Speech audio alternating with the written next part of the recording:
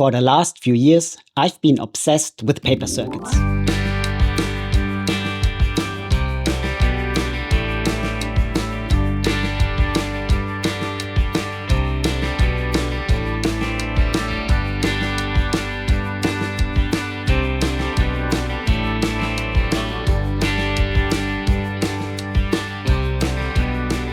My name is Michael, and I love using simple technology in creative ways to turn my ideas into super accessible educational material for everyone. That's why I use nothing but conductive tape and paper to invent my circuit projects. My projects are designed to teach kids and adults about electronics and robotics without any expensive tools.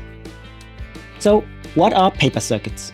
It's the idea of combining electronics with traditional paper crafting to create basically anything. I've invented light-up gadgets, DIY toys that turn kids into artists, products that you could easily sell on Etsy, and DIY robots that double as a coding platform. Let me show you how easy this is with my basic circuit template. First, cut out the template and fold along the dotted lines. Trace the circuit tracks using conductive tape.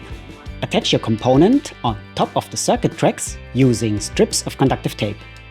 That way, your connections will stay super reliable. Just like that, you've made your very first paper circuit. Now, attach your button cell using a binder clip. Fold over the DIY switch that completes the circuit, and you're done. In this case, I used an LED, which is a directional component.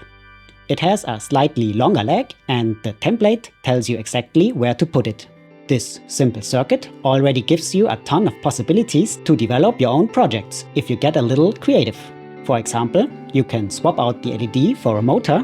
Just like that, you have a circuit that moves something. Add a second button cell to the stack and you get more power. Use a different motor with a gearbox to trade rotation speed for torque. You can even power robots with this exact same circuit. Take this hanging robot for example. It's a simple circuit with a clever mechanism. And that exact same circuit makes this Minecraft-inspired torch light up, or this spinning art machine spin. And there are even more experiments you can do with this simple circuit. Add Velostart, a pressure-sensitive sheet, to turn your on-off switch into a pressure sensor. I use this technique in my RGB touch cube project. By touching a pressure-sensitive area, you can mix any light color.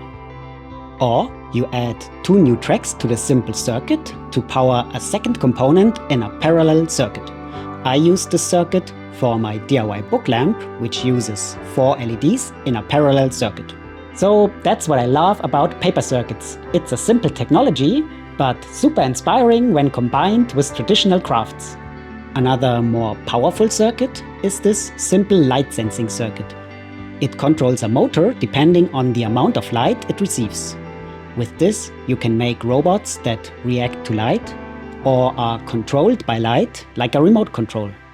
You can even make a robot that is controlled by a smartphone just by pointing 2 light sensing circuits toward the screen. So, paper circuits are great for making your own inventions, but I also use them to teach kids and adults about electronics. All I need for my workshops is a bag of basic electronics, my printed templates, and a few rolls of conductive tape. No soldering irons or bulky tools are required. The components I use are cheap, off-the-shelf parts, so kids can take their creations home. They can even remove the components to invent their own projects later. And, best of all, the only thing that goes into the trash after a workshop is a bit of paper. So that's it. That's how I teach electronics and robotics. Now go watch some of my other videos. They are all about paper circuits. And don't forget to subscribe.